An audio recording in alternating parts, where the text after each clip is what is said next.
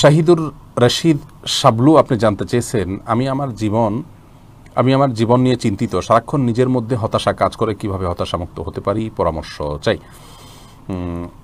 দেখুন, পেরেশানি এবং চিন্তা দূর করবার জন্য সর্বপ্রথম কাজ হলো আল্লাহ রাব্বুল আলামিনের সাথে কথা বলা।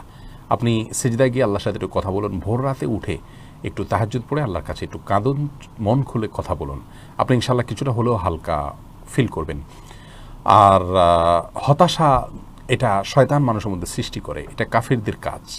শয়তান নিরাশ হয়ে গেছে। আল্লাহ বলেছেন ওয়ালা ইয়াসমির রাহিল্লাহি ইল্লাল কওমুল কাফিরুন, আল্লাহর রহমত থেকে নিরাশ এটা কাফির ছাড়া কোনো মুসলিম হতে পারে না।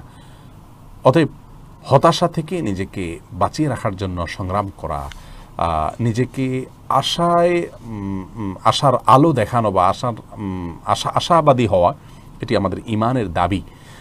সেই জায়গা থেকে আল্লাহর প্রতি ভরসা রাখার জন্য আপনি কোরআন আয়াতগুলো পড়তে পারেন, বিশেষ করে যে আয়াতগুলোতে আল্লাহ রাব্বুল আলামিন ভরসা দিয়েছেন আমাদেরকে, সেগুলো আপনি বেশি বেশি পড়তে পারেন অর্থ সহকারে বুঝে।